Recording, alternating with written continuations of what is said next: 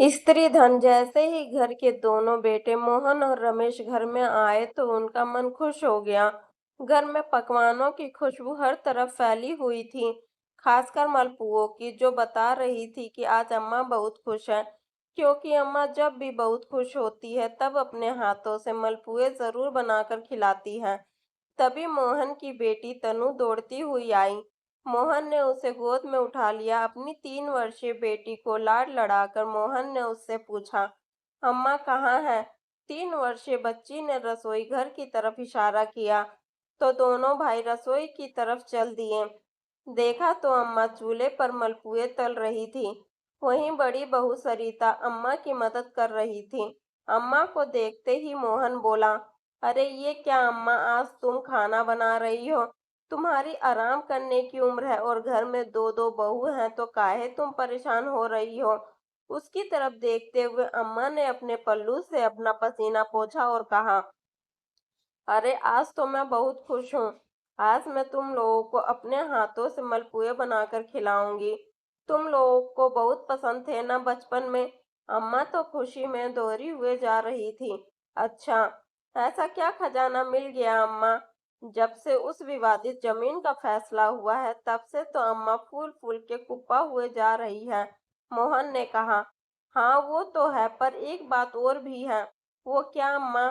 अरे थोड़ा सब्र तो करो, पहले खाना खा लो, उसके बाद बताती हूँ। चलो तुम दोनों हाथ मुंह धो लो और गर्मा गर्म खाना खा लो। बहुत थक गए होंगे। फिर सरिता की तरफ देखकर बोली, अरे ओ बहुरिया, छोड़ सारा काम, पहले मेरे बेटों को गर्मा गर्म खाना तो परोस दें। अम्मा की बात सुनकर सरिता अपना काम छोड़ पहले थालियां लगाने लगी। मोहन तो बाहर आ गया लेकिन रमेश रसोई में ही खड़ा रहा। उसे देखकर अम्मा ने कहा, अरे रमेश, जा तू भी मुंह धो ले और खाना खा ले, भाभी अभी खाना परोस रही है। अम्मा की बात सुनकर रमेश बोला, अम्मा रजनी कहाँ है? वो तुम लोगों की मदद नहीं करवा रही? उसका नाम सुनते ही अम्मा का मुंह कसेला हो गया और वो चिढ़ते हुए बोली, और कहाँ होगी महारानी, पड़ी होगी अपने कमरे में अपने अटाले को हाथ में लेकर। अम्मा की बात सुनकर रमेश कमरे में आ गया। देखा तो अम्मा की बात सच थी। रजनी हाथ में मोबाइल लेकर बिस्तर पर पड़ी हुई थी। उसे देखकर रमेश बोला, रजनी तुम यहाँ मोबाइल में लगी हो, वहाँ अम्मा और भाभी अकेली रसोई में काम कर रही हैं। अरे कुछ दिनों के लिए आती हो, उसमें भी क्या तमाशा करती हो? थोड़ी मदद तो करवा देती उन लोगों की। रजनी उसे देखकर अनदेखा करते हुए बोली, मुझसे नहीं होता ये सब काम। जल्दी से पैसे लो और चलो यहाँ से। गांव से मुझसे सांस भी नहीं ली जाती। कैसी बात कर रही हो तुम? शहर जाकर बड़ी शहर वाली हो गई हो। पैदाइश तो गांव की हो ना तुम भी? और जरा आवाज धीरे करके बोलो, कोई सुन लेगा तो क्या सोचेगा? रमेश ने उसे समझाते हुए कहा। पर वो आवाज और तेज करते हुए बोली, सुनता है तो सुन लेने दो, मुझे कोई फर्क नहीं पड़ता। वो लोग भला माने चाहे बुरा माने, इन लोगों से मना कर रखने में मुझे क्या फायदा? कह देती हूँ अपना हिस्सा लो और शहर चलते बनो। मैं यहाँ और ज्यादा दिन नहीं रुकने वाली। कहती हुई रजनी वापस अपने मोबाइल में लग गई। देखकर रमेश ने अपना माथा पीट लिया। जानता था कि उसे समझाने का कोई फायदा नहीं, इसीलिए अपने हाथ मुंह धोकर बाहर आकर खाना खाने बैठ गया। इधर अम्मा को भी सब बातें सुनाई दे रही थी। उसकी बातें सुनकर अम्मा का मन का सेला हो गया। रजनी का मायका पास ही के गांव में था। अम्मा जी ने खुद उसे पसंद कर उसकी शादी रमेश से करवाई थी। वो शुरू से ही ऐसी कामचोर रही है, पर फिर भी अम्मा जी और सरिता ने उसे संभाल लिया। अम्मा जी ने शादी के शुरुआती दिनों में ही उसे रमेश के साथ शहर भेज दिया। तब से उसे शहर की ऐसी लत लगी कि गांव में आते ही उसकी जान निकलती थी। एक बार गांव में अम्मा जी के पति की जमीन पर उनके रिश्तेदारों ने जबरदस्ती कब्जा कर लिया। उसके लिए उन्होंने काफी पुलिस वालों के चक्कर लगाए, लेकिन काम न बन सका। आखिर रिश्तेदार काफी दबंग थे। अब उनसे जमीन निकलवानी थी तो कई सरकारी लोगों ने घूस मांगी और घूस में 15 लाख रुपए मांगे थे। पर वो पूरी जिम्मेदारी उठा रहे थे कि वो जमीन उन लोगों के नाम वापस करवा देंगे। अगर 15 लाख रुपए देकर 70 लाख रुपए की जमीन बचती है तो क्या हर्ज है। इसीलिए अम्मा जी और दोनों बेटे लग गए पैसों के बंदोबस्त करने में।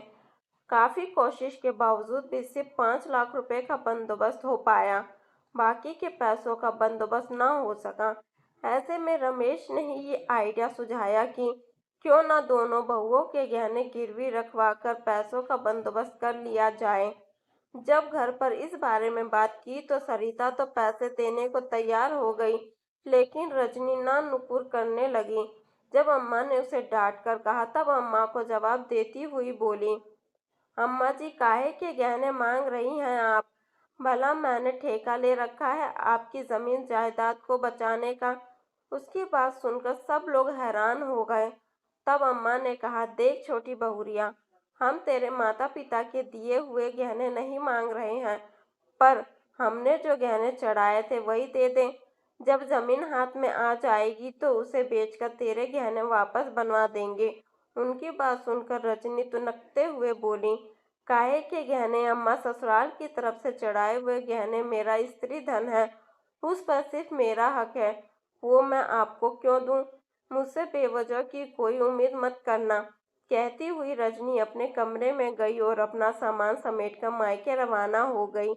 उसके इस कदम से हर कोई हक्का बक्का रह गया। आगे सरिता ने ही अपने सारे गहने बेचकर पैसों का बंदोबस्त किया, लेकिन फिर भी 3 लाख रुपए कम पड़ गए। तो तनु के नाम से उसके नाना जी ने उसके जन्म पर एक एफडी करवाई थी, उसे तोड़वाकर बाकी के बचे हुए पैसों का बंदोबस्त किया।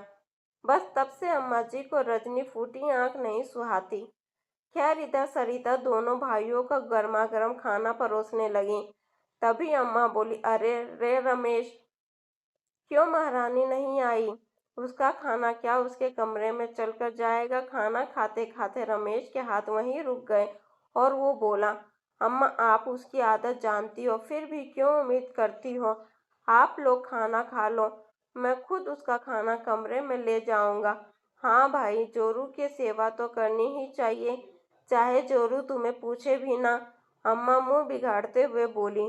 अम्मा की बात सुनकर मोहन बोला, अम्मा उसे खाना खाने दो ना, उसे काहे परेशान किए जा रही हो। आखिर मोहन की बात सुनकर अम्मा चुप हो गई। खैर सब लोगों ने खाना खा लिया। उसके बाद सब लोग साथ बैठे, लेकिन अभी भी रजनी कमरे से निकलकर बाहर नहीं आई। तभी मोहन बोला, देख रमेश, तुझे अर्जेंट में फोन करके शहर से इसीलिए बुलाया गया है कि अपनी विवादित जमीन बिक गई है। वो तो मैंने तुझे फोन पर ही बता दिया था। अब अम्मा चाहती है कि उन पैसों का बंटवारा हो जाए। पैसों के बंटवारे का नाम सुनकर रजनी अपने कमरे के दरवाजे पर आकर खड़ी हो गई। अम्मा ने मोहन की तरफ देखा और इशारा किया, देख ले ले आ गई, पर मोहन कुछ नहीं बोला, बल्कि वो अम्मा से ही बोला, हाँ तो अम्मा बताओ क्या चाहती हो तुम, कैसे बंटवारा करना है। उसकी बात सुनकर अम्मा कुछ कहती उससे पहले ही रजनी बोली, भाई जी, इसमें पूछना क्या है, दो हिस्से ही तो होने हैं, आधा आपका और आधा इनका। इसके लिए बेवजह ही आपने हम लोगों को बुला लिया। आप तो आधा हिस्सा करके पैसे अकाउंट में डाल देते। उसकी बात सुनकर अम्मा बोली, क्यों भाई, आधा आधा हिस्सा क्यों, मेरे हिस्से का क्या। उसे तो 50 जाना चाहते हो। ये बुढ़िया किसके हिस्से में है, वो भी बता दे। अम्मा की बात सुनकर रजनी बोली, अरे अम्मा, अब तो तुम्हारी उम्र हो गई है, हिस्से का क्या करोगी। 2 वक्त की रोटी ही तो खानी है। 2 बेटे हैं, जहाँ मर्जी हो वहाँ खा लेना। चुप कर, बड़ी आई सलाह देने वाली। कौन सा बेटा रोटी खिलाएगा, वो तो मैं अच्छे से जानती हूँ। अरे जिसका पति ही उसको कमरे में ले जाकर रोटी खिला रहा हो, वो अपनी सास को क्या रोटी खिलाएगी। और हिस्से तो 3 ही होंगे। मुझे मेरा हिस्सा अलग ही चाहिए। मैं अपने बेटों पर बोझ नहीं बनना चाहती। अम्मा जी बोली तो रजनी मुंह बिगाड़कर खड़ी हो गई। इतने में रमेश बोला, ठीक है अम्मा, 3 हिस्से चाहती हो तो हम जो 70 लाख रुपए आए हैं उसके 3 हिस्से कर देते हैं। उसकी बात सुनकर अम्मा बोली, 70 लाख रुपए के नहीं, 60 लाख रुपए के 3 हिस्से होंगे। उनमें से 10 लाख रुपए मैंने खर्च कर दिया। क्या 10 लाख रुपयों का कहाँ पानी पिला दिया अम्मा जी, अचानक रजनी बोली। सब लोग हैरानी से अम्मा की तरफ देखने लगे।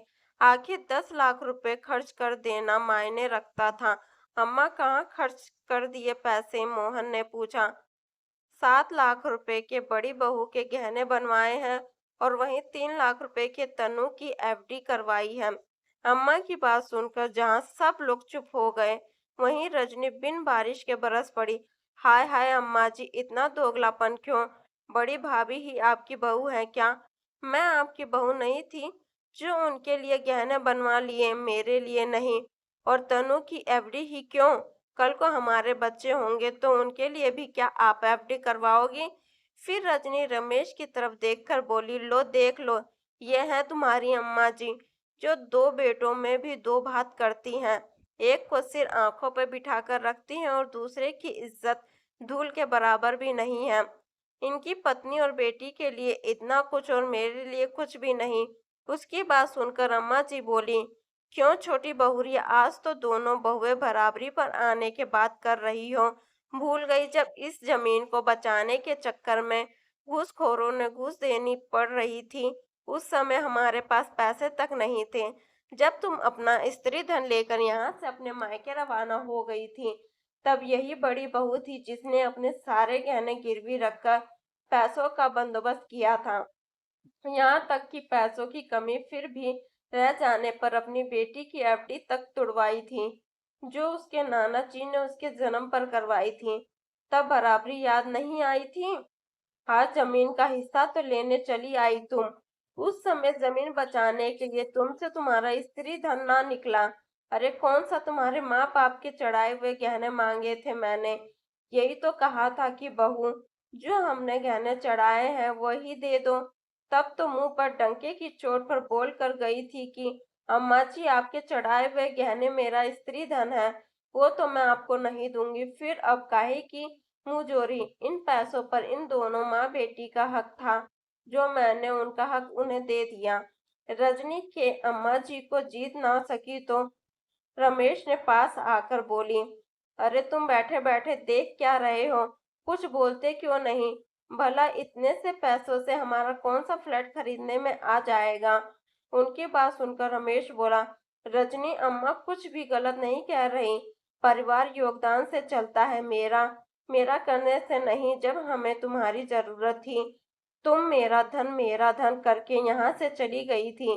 अब हिस्सा लेने की बात कर रही हो, तो याद रखना, जो भी मिलेगा हक का ही मिलेगा, हक से ज्यादा कुछ भी नहीं। और रही बात फ्लैट लेने की, जो तो मेरे पास पैसों का बंदोबस्त हो जाएगा, तब खरीद लेंगे। जब पति ही लड़ने को तैयार नहीं तो भला रजनी क्या कर पाती? फोन करके अपने माता पिता तक को बोली, लेकिन माता पिता ने कहा कि अगर अम्मा जी हक का दे रही हैं तो ले लो, क्योंकि उससे ज्यादा तो कोर्ट भी तुम्हें दिलवा नहीं पाएगा। आखिरकार चिल्ला चिल्ला कर खुद ही चुप हो गई। सबके हिस्से में 20-20 लाख रुपए आ गए। वहीं 20 लाख रुपए लेकर शहर रवाना हो गई।